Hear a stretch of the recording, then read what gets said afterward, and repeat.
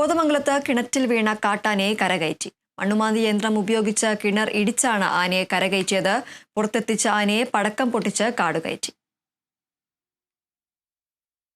ശനിയാഴ്ച രാത്രിയോടെയാണ് വടക്കുംഭാഗം സ്വദേശി വിച്ചാട് വർഗീസിന്റെ കിണറ്റിൽ കാട്ടാന വീണത്. 5 മീറ്റർ ആഴമുള്ള കിണറ്റിലാണ് 10 വയസ്സ് പ്രായമുള്ള കുട്ടിക്കൊമ്പൻ വീണത്. വനം വകുപ്പ് രക്ഷാദൌത്യം തുടങ്ങിയെങ്കിലും നാട്ടുകാരുടെ പ്രതിഷേധത്തെ തുടർന്ന് ഇടയ്ക്ക് നിർത്തി. കളക്ടർ സ്ഥലത്തെത്തണമെന്ന് ആവശ്യപ്പെട്ടായിരുന്നു നാട്ടുകാരുടെ പ്രതിഷേധം.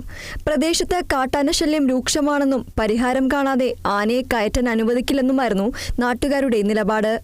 കുടിവെള്ള കിണറാണ്. കുടിവെള്ള കിണറ്റിലേക്കാണ് ആന, കൊമ്പനാനയാണ് അടിക്കുന്നത്. ഏകദേശം 15 വയസ്സ് പ്രായമുള്ള ആനയാണ്. ഇത് സ്ഥിരം ഇവിടെ ആന പ്രശ്നം ഭയങ്കര രൂക്ഷമായ ഒരു സാഹചര്യമാണ്.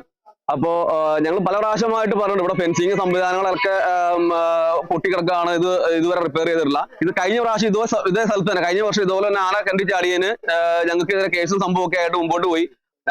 ഞങ്ങൾക്ക് കിണറിപ്പം തന്നെ ശരിയാക്കി തരാം, എല്ലാം റെഡിയാക്കി തരാം എന്ന് പറഞ്ഞിട്ട് 1 വർഷത്തോളം ആ വീട്ടുകാരും അതിന്റെ പരിസരത്തുള്ള ആൾക്കാരും കുടിവെള്ളം ഇല്ലാണ്ട് കഷ്ടപ്പെട്ട ഒരു സാഹചര്യമാണ്. സ്ഥലത്തെത്തിയ കളക്ടർ ജി പ്രിയങ്ക നാട്ടുകാരുമായി ചർച്ച നടത്തി. പ്രദേശത്ത് എത്രയും വേഗം വൈദ്യുതി വേലി സ്ഥാപിക്കുമെന്ന് ഉറപ്പ് നൽകിയതോടെയാണ് പ്രതിഷേധം അവസാനിപ്പിച്ചത്.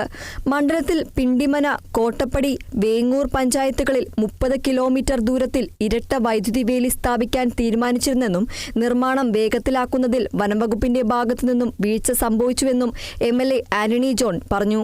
ഈ മണ്ഡലത്തിന്റെ ചരിത്രത്തിൽ ആദ്യമായിട്ടാണ് 30 കിലോമീറ്റർ ഫെൻസിംഗ് പിണ്ടിമന, കോട്ടപ്പടി, വേങ്ങൂർ പഞ്ചായത്തുകൾ കവർ ചെയ്യുന്ന 30 കിലോമീറ്റർ ദൂരത്തിൽ ഡബിൾ ലൈൻ ഹാങ് ഫെൻസിംഗ് പ്രവൃത്തി 3.25 കോടി രൂപ ചെലവഴിച്ചുകൊണ്ടുള്ള ആ പ്രവൃത്തി അത് വളരെ താല്പര്യമെടുത്തുകൊണ്ടാണ് ആ പ്രവൃത്തി ഇവിടെ നടപ്പാക്കാൻ വേണ്ടി തീരുമാനിച്ചത്.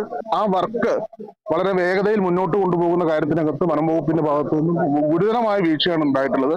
അപ്പൊ ആ കാര്യത്തിനകത്ത് ഒരു കൃത്യമായ ഉറപ്പ് ലഭിക്കാതെ ഇവിടെ ഈ ആനയോട് കയറ്റിക്കൊണ്ടുപോകാൻ ഒരു അനുകൂലമായ നിലപാട് ഞങ്ങൾ ആരും സ്വീകരിക്കില്ല. കിണർ പുനർനിർമ്മിക്കുന്നതിന് നഷ്ടപരിഹാരം നൽകും.